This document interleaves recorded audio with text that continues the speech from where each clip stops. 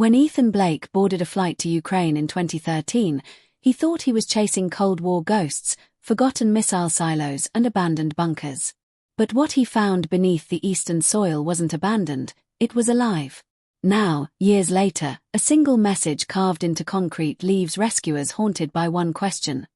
Why didn't he come back when he had the chance? Ethan Blake had always chased stories others overlooked. While most journalists were glued to headlines, he hunted the margins, cold cases, urban legends, and the geopolitical whispers that never made it to print. In late 2013, he landed in Kiev, Ukraine, with a camera, a notebook, and a single, oddly specific lead. That somewhere in the east, under decades of dust and denial, lay a Soviet-era bunker built to house the elite in case of nuclear annihilation. Most dismissed it as myth, a relic of Red Scare paranoia. But Ethan wasn't like most. The legend had surfaced in an obscure Russian forum, posted by a user who'd claimed to be the grandson of a bunker engineer. There were coordinates, vague, half-erased, but they pointed to Donetsk Oblast. It was enough to get Ethan on a plane. At first, his trip felt like a postcard. Kiev was cold and charming, its old-world beauty wrapped in post-Soviet grit. Ethan filmed babushkas selling cabbage in markets, captured shadows of Lenin statues being quietly removed, and interviewed ex-KGB men who now sold electronics in metro corridors. He sent quirky dispatches back to his freelance publisher, pieces on Slavic urban myths and Soviet ghost towns. But the more he wandered, the more he noticed something else: fear. Every time he brought up the underground complex, the mood shifted. Locals turned away, denied knowing anything. A man outside a former military base warned him bluntly, some doors should stay buried. But Ethan had come too far for vague warnings to stop him. He followed his lead east, toward Sloviansk, then southeast to a cluster of villages near Horlivka. There, amid crumbling Soviet housing blocks and frost-bitten forests, the story took shape. An old farmer spoke of rumbling noises in the earth at night. Children dared each other to approach a hilltop fenced in barbed wire and moss-covered concrete. Ethan's camera lens zoomed in on a rusted sign that read, "Authorized personnel only. Military zone." But the military had long since left. Or so it seemed. That night, Ethan re-watched his footage in a roadside motel. One frame caught his attention: a man, pale-faced and stiff, standing motionless near the tree line behind the old hill. Ethan had been filming ruins, unaware he was being watched. The next morning, a note was slid under his door. In trembling Cyrillic, "They hear you. Leave now." He posted a final blog entry, time-stamped and encrypted, then packed his gear and headed to the hill. What started as a travel blog now teetered on the edge of obsession. The concrete mound atop the hill didn't look like much. But something had been tampered with recently: fresh footprints, a newer padlock. He crouched by the hatch, heart pounding, GoPro strapped to his chest. Behind him, the air was still. Too still. Then he heard it, a faint metallic clunk from below. It wasn't abandoned. It was waiting. The hatch wasn't locked the way Ethan expected.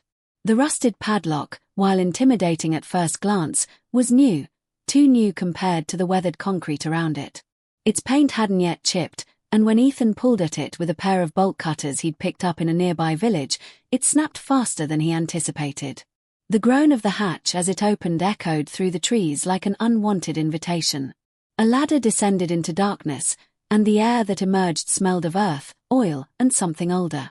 He hesitated, whispering into his camera, "If you're watching this, and I don't come back, I was right." Then he climbed down, into the unknown. The descent felt endless.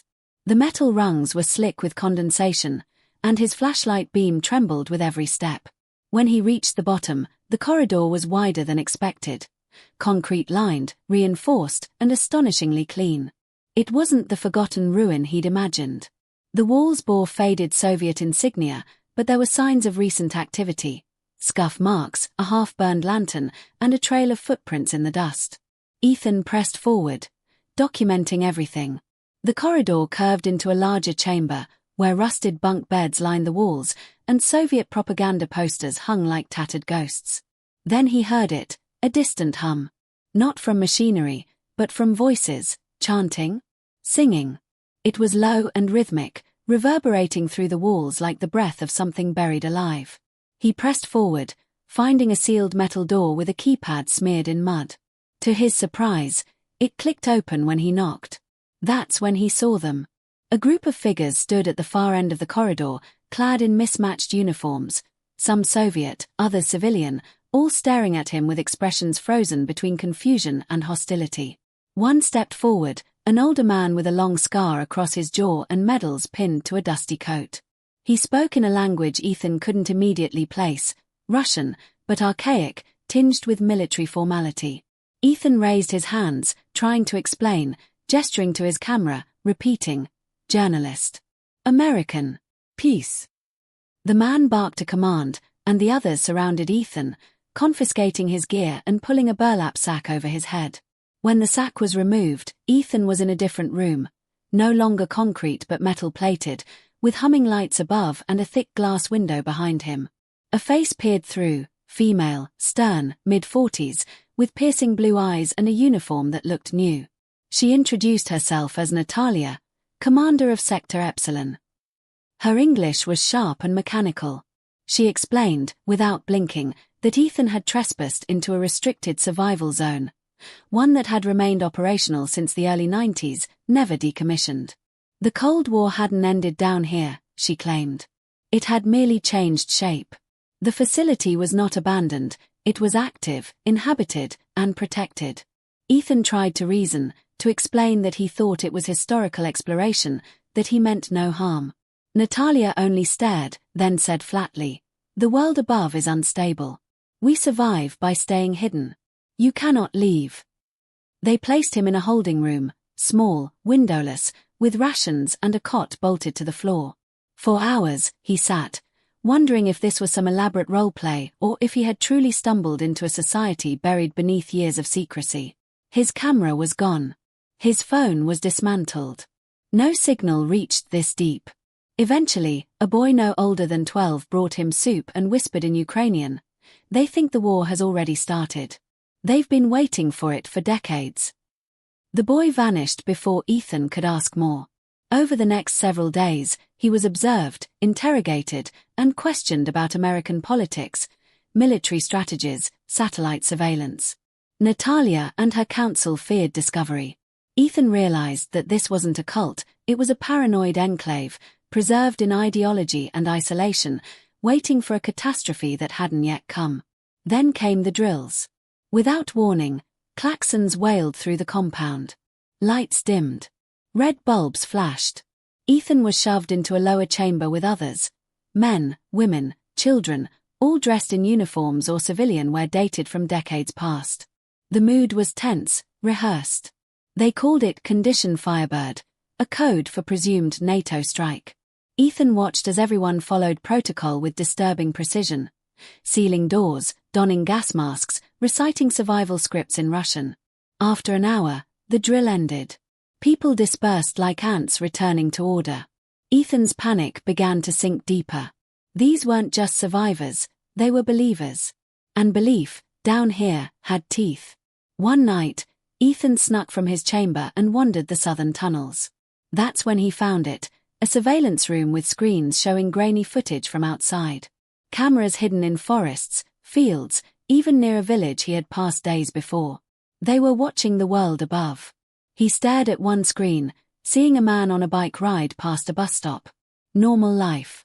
Unbothered. But when he looked closer, one screen showed him footage from days ago as he approached the hatch. They'd been tracking him long before he entered. His blood ran cold. It wasn't an accident he'd found the bunker. He'd been allowed to find it. The snow had started falling heavier by the time Ethan's signal disappeared from the surface. His last ping came from a remote forested valley south of Horlivka, a location so unassuming it barely registered on any modern GPS system. Ethan's publisher grew concerned after 72 hours of silence, then terrified when his scheduled return to Kiev was missed. But local authorities shrugged off the alarm. Journalists, especially foreign ones, were known to chase shadows and disappear for days. Still, somewhere in a cluttered New York newsroom, a junior assistant opened Ethan's final blog post draft, encrypted, half-formatted, and never published. The title read, "Not everything buried is dead." That chilling line was the last anyone above ground would hear from Ethan Blake for a very long time. Deep beneath the earth, Ethan awoke to absolute silence. His body ached from a rough night spent on the cold floor of a chamber he hadn't seen before, round, metallic, dimly lit by flickering bulbs along the ceiling. This wasn't his original holding cell. This room smelled of oil and mildew, and the air tasted metallic. He rubbed his temples, trying to remember how he got here. The last thing he recalled was the grainy surveillance room, those images of the outside world, and the eerie realization that he had been watched long before stepping into the hatch. Now, disoriented and alone, Ethan realized something had changed. He wasn't just a guest. He was a prisoner in every sense of the word. The door slid open with a pneumatic hiss, revealing the same boy who had whispered to him earlier. But now, the boy didn't smile. He simply nodded and gestured for Ethan to follow. With no other choice, Ethan obeyed. They passed through tunnels that curved and split in dizzying patterns. Every wall was marked with faded Cyrillic warnings, biometric panels that blinked red as they passed, and sealed doors that hissed warnings in monotone voices. At one checkpoint, Ethan glimpsed armed guards, real rifles, not relics. Natalia's voice suddenly pierced the silence from an overhead speaker. "Mr. Blake, we hope you are feeling acclimated. You've been moved for your safety. There are elements among us who question your purpose. But rest assured, we are committed to your well-being." The words felt hollow. The boy's eyes told a different story. Something was wrong, and everyone below knew it. Over the next few days, Ethan was kept under closer watch. He was assigned a bunk in a communal chamber, surrounded by men who had once been soldiers, engineers, and strategists, but who now existed in a strange twilight of belief and obedience. They spoke in code-like jargon, referring to the continuance doctrine, and whispered about the coming fire. Ethan realized this society hadn't merely survived. It had evolved its own ideology, fusing outdated Soviet paranoia with decades of isolation-fueled mythology. They didn't just expect war. They worshipped it, prepared for it like zealots awaiting prophecy fulfillment.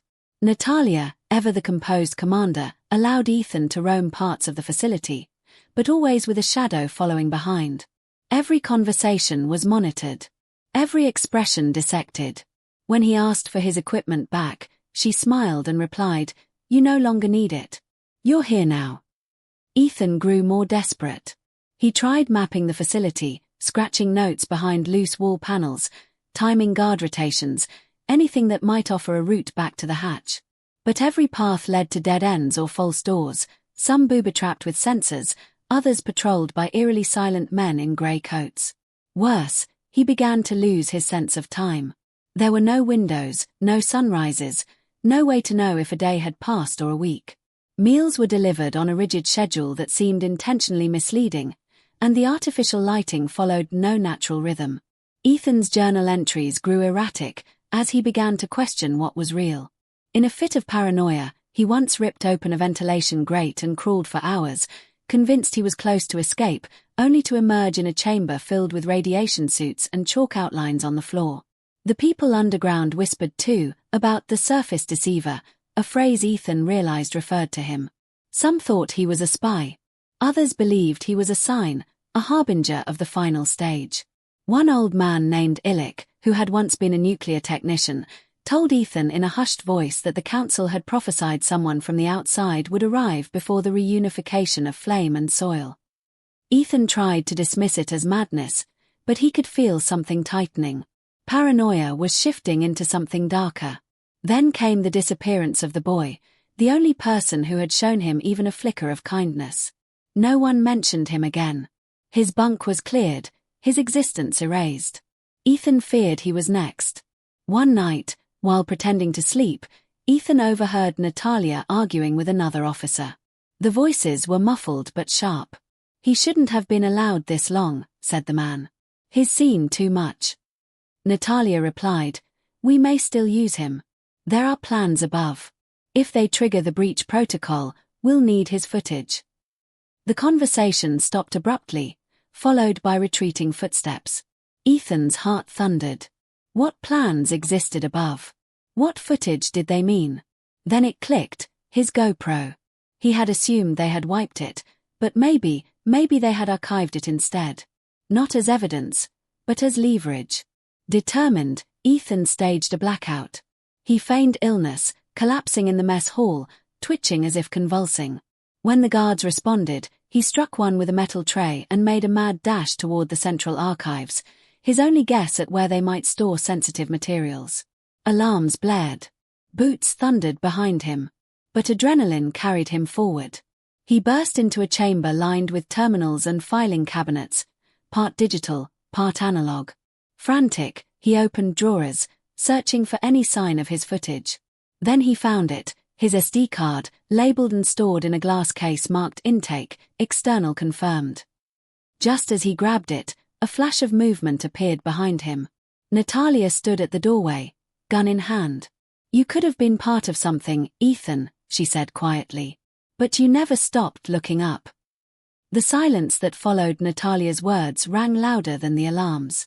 For a moment, the world seemed to freeze, her gun unwavering, Ethan's breath shallow, the SD card gripped tight in his palm. He didn't move. Neither did she. Then, without a word, 2 guards stormed in and tackled him to the floor. His face slammed against cold metal, vision exploding in sparks. The card slipped from his hand and skittered across the floor, disappearing under a console. Natalia didn't speak again. She simply watched as he was dragged away like debris being swept from a clean corridor. This time, there was no communal bunk, no flickering lights. Ethan was thrown into a deep isolation cell. No sounds. No clocks. Just a dim bulb above and a steel door that hissed shut like a tomb sealing forever. Hours turned to days, or what he guessed were days. The rations came irregularly. Water dripped from a rusted pipe into a moldy corner. Ethan tried scratching marks into the wall to keep time, but the stone was too smooth, the light too dim. He began to hallucinate, visions of his apartment in Brooklyn, the sound of subway cars, the smell of bagels from the cart outside his office.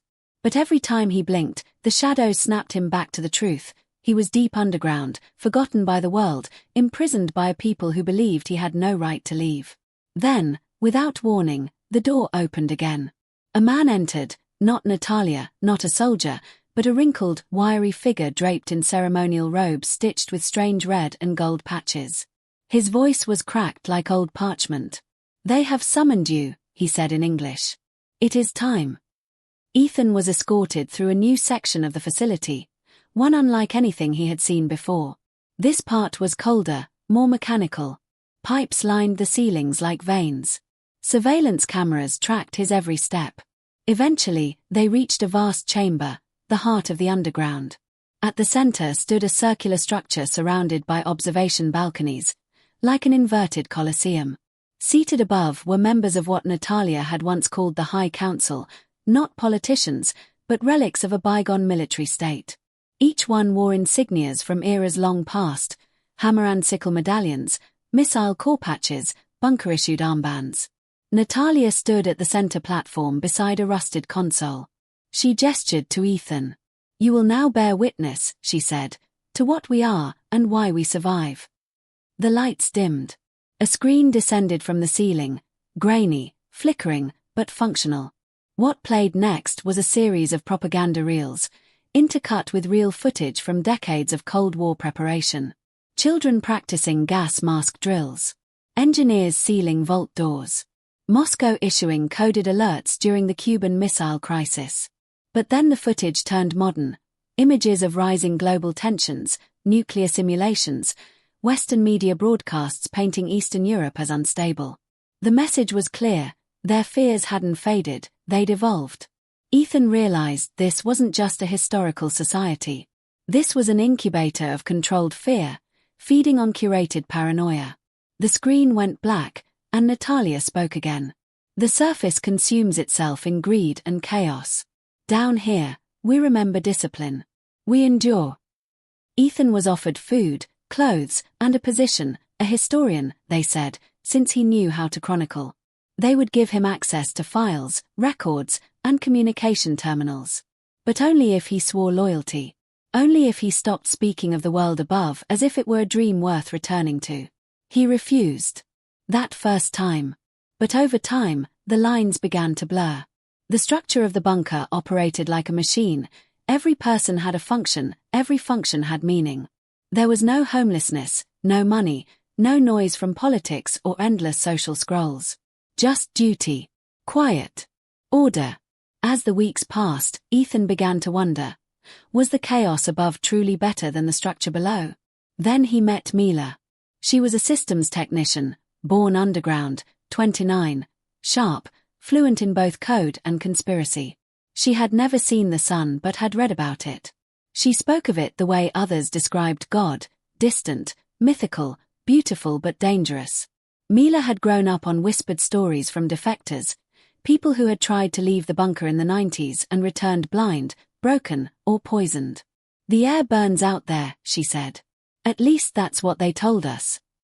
Ethan didn't know whether to laugh or cry. But Mila wasn't like the others. She doubted. Quietly. She wanted to believe there was more, but fear wrapped her like an invisible cage. And yet, for a brief moment, in the shadows of the machine room, she told Ethan the truth. There's a passage.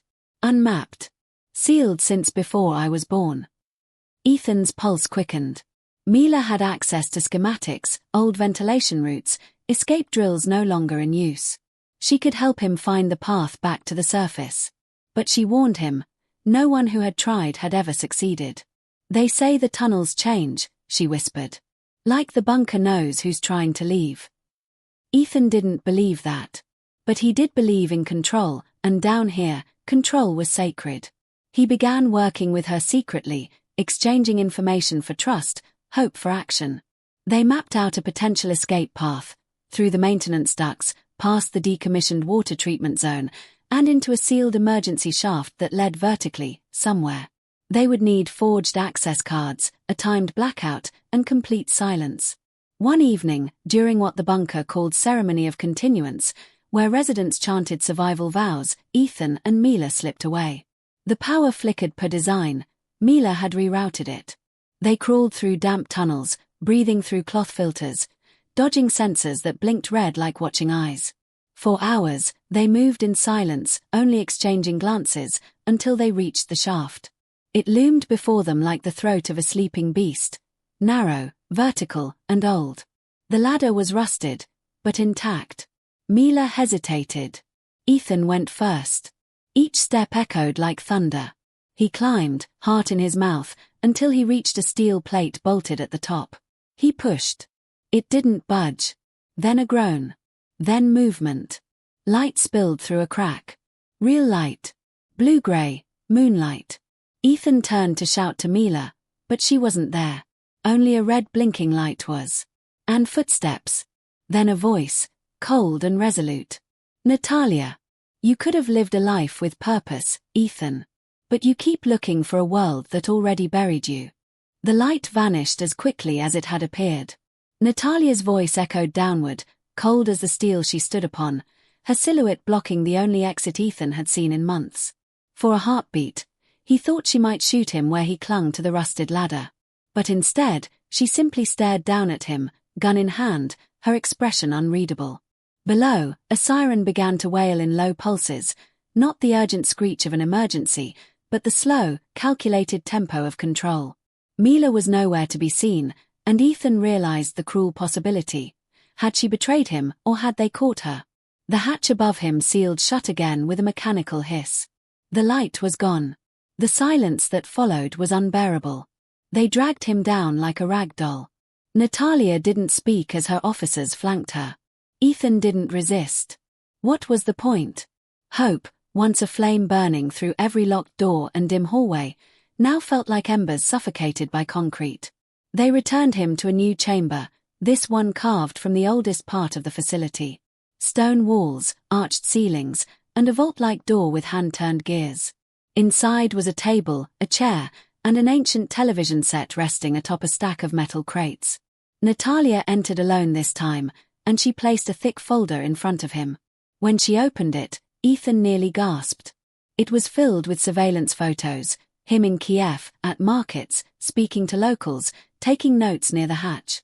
"We've been watching you since the moment you posted your first inquiry," she said. "You were never lost, Ethan. You were chosen. Ethan's heart pounded. Chosen? For what? Natalia gestured to the television, which buzzed to life with static, then displayed a grainy satellite feed. The screen showed troop movements, thermal imagery, intercepted radio frequencies. The surface, she continued, is already fraying. The war we've prepared for is near. And when it comes, everything above will fall. But you can be part of the rebirth. She laid a small black box on the table. Inside was a red armband, the same kind worn by council members. You've seen more than any outsider ever has. You understand the depth of our design. We offer you a place among us. Not as a prisoner. As an heir to the new world. Ethan stared at the armband as if it were radioactive. The weight of her words settled over him like the dust of the tunnel walls. Everything in him wanted to scream. He had spent months plotting his escape, crawling through ducts, memorizing patrols, clinging to sanity in a place that fed off control and confinement. And now, they were offering him belonging. But part of him couldn't deny a grim fascination. Down here, he had seen efficiency, discipline, even twisted forms of kindness. Children educated without screens, elderly cared for with reverence, purpose doled out like rations. Was it delusion, or was it survival? Above, the world teetered toward collapse, corruption, disinformation, chaos, war. And yet, could he truly trade freedom for structure, light for safety? He asked one question. What happened to Mila? Natalia's jaw tightened. She was given the same choice, she said simply. She declined. And made mistakes. No more. No less. That was the answer. Ethan stood, his fists trembling. Then I decline too, he said. I'm not one of you. I never will be. Natalia nodded, as if she'd expected that. Then your function is complete. Guards entered, but not to punish him. Instead, they escorted him, slowly, through a passage he hadn't seen before. Natalia walked beside him. There is one final task, she said, and it's yours alone. They arrived at a chamber unlike the others, a shrine, in its own way. The walls were lined with carvings etched into the stone, names, dates, quotes, even prayers in multiple languages. At the center stood a pedestal, and upon it, a recording device. This, Natalia said, is our ledger. Our message to the surface. Should it survive? We ask only that you add your voice. Your truth. Whatever you wish. She stepped back and left him alone. Ethan stood before the device, staring at his own reflection in its dark lens. 1,000 thoughts collided in his head. Could he tell the truth? Would anyone believe it? Would this footage ever even reach the world above? He pressed record. My name is Ethan Blake, he said, his voice hoarse. I came to Ukraine chasing ghosts. But what I found is more real than I can explain. There is a world beneath your world. A city. A people. A belief system that hasn't moved since the Cold War, only grown darker and deeper. I was held here. I tried to escape. I failed. And now they offer me a place among them. Some of them truly believe they're saving humanity. Others are just surviving. But make no mistake, they're still down here. Watching. Waiting. Preparing. He paused. If this message makes it out, don't look for me. Just remember that not all myths are false. And not all survivors want to be found. He ended the recording and stepped back. Natalia reappeared and led him silently through a final hallway. At the end was a chamber with a chair, a table, and a sealed door. Here, she said, you may stay. We'll bring food. You are free to choose solitude. Or, in time, acceptance. The door sealed. Lights dimmed. Ethan sat alone, unsure if he had condemned himself or preserved the only thing that mattered, his refusal. Years passed. Above ground, Ukraine began to burn. The world shifted, alliances strained, borders bled. War came, not exactly the one Natalia had predicted, but close enough to feed the mythos of those buried beneath the soil. Russian troops crossed invisible lines, propaganda flowed like blood, and the news media spun conflicting truths from crumbling cities. Yet no one knew of the man trapped in a bunker hundreds of meters below Donetsk. No one remembered Ethan Blake, not his publisher, not the blogs that briefly mentioned his disappearance, not even the Ukrainian authorities who had once scanned his passport.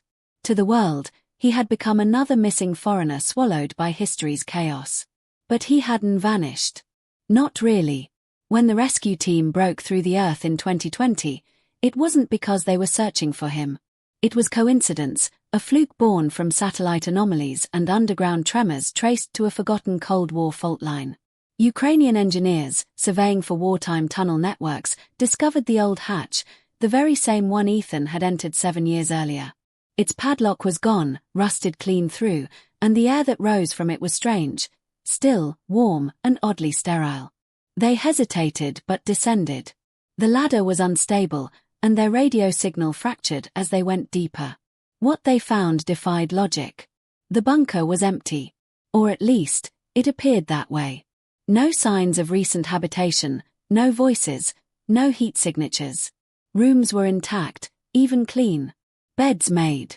Canteens lined up with mechanical precision. Propaganda still stapled to the walls. But not a soul in sight. As if the entire community had simply vanished. The team moved cautiously, filming as they went. At first, they thought it had been abandoned for decades. But then they found the generator room, still running.